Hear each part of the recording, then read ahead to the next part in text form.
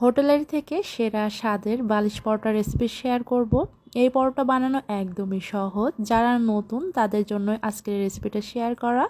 ঘরোয়া কিছু উপকরণ দিয়ে এই পরোটা কিন্তু আপনিও বানাতে পারবেন আমার মতো করে।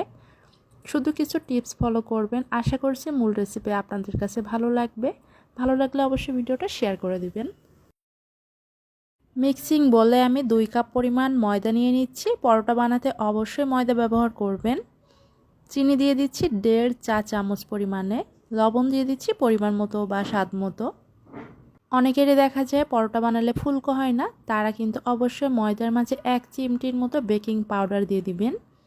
এরপর এখানে তেল দিয়ে দিচ্ছি 2 টেবিল চামচ পরিমাণে। এখন হাত দিয়ে ভালোভাবে আমি মেখে নিচ্ছি। আর পরোটা বানাতে অবশ্যই কিন্তু তেলের পরিমাণটা একটু বেশি দিতে হবে, তা না হলে পরোটাটা ভালো হবে না। এরপর কুসুম গরমের থেকে একটু বেশি গরম পানি আমি ব্যবহার করছি, তবে কিন্তু ফুটন্ত গরম পানি না। অল্প অল্প করে পানি দিয়ে আমি একটা খামির বানিয়ে নিয়েছি। খামিরটা কিন্তু একটু নরম হবে। খামির যদি নরম না হয় সেক্ষেত্রে পরোটাও কিন্তু নরম হবে না। আবারও আমি প্রায় 1.5 টেবিল চামচ তেল দিয়ে ভালোভাবে মেখে এটা রেস্টে রেখে দিব প্রায় 1 ঘন্টার জন্য।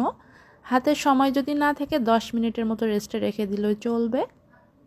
প্রায় 1 ঘন্টা পরে আমি এখন খামিরগুলো কয়েকটা ভাগে ভাগ করে নিচ্ছি। রেস্টে রাখার কারণে কিন্তু পরোটাগুলো অনেকটাই সফট হবে।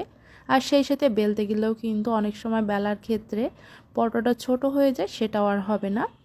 এরপরে কিন্তু আমি পাতলা করে একটা রুটি বেলে নিচ্ছি। পরোটার চারপাশে এ পর্যায়ে এবড়ো থেবড়ো হলে কোনো সমস্যা নেই। ভালোভাবে এভাবে করে পাতলা করে বেলে নিতে হবে। তারপর হাফ চা চামচের মতো তেল ব্রাশ করে নিয়েছি। হাফ চা চামচের মতো ময়দা দিয়েছি। এরপরে এভাবে করে ভাজ করে নিচ্ছি। কীভাবে ভাজ করেছি ভিডিওর স্ক্রিন দেখে বুঝে নেবেন। এভাবে ভাজ করে আমি 10 মিনিটের জন্য রেখে দিচ্ছি। 10 মিনিট পরে কিন্তু এটা আমি বেলে নিব। আর এটা 10 মিনিট রাখার কারণে কিন্তু খুব সুন্দরভাবে সেট হবে এবং বেলার পরে এটা আর ছোটো হয়ে আসবে না। যেহেতু পরোটা এই জন্য তেল দিয়ে বেলে নিতে হবে। আর রুটির থেকে একটু পুরো করে কিন্তু এটা বেলে নিতে হবে, তবে বেশি পুরো করা যাবে না। এরপরে যে কড়াইয়ে বা যে ফ্রাই প্যানে ভাজবেন সেই ফ্রাই প্যানটা ভালো করে গরম করে নিতে হবে।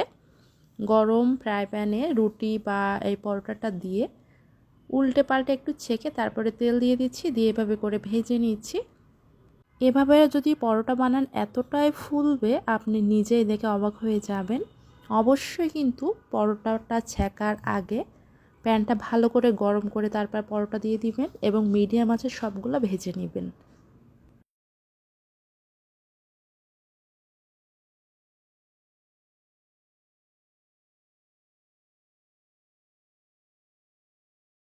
এই পরোটা এত বেশি ফুলবে যে আপনি নিজেই কিন্তু নিজের পরোটা দেখে অবাক হয়ে যাবেন।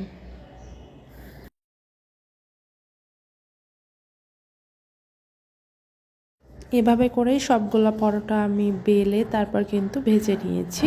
আশা করছি রেসিপিটা ভালো লেগেছে। নতুন কোনো রেসিপি নিয়ে আবার চলে আসবো। সবাই ভালো থাকবেন। আল্লাহ হাফেজ।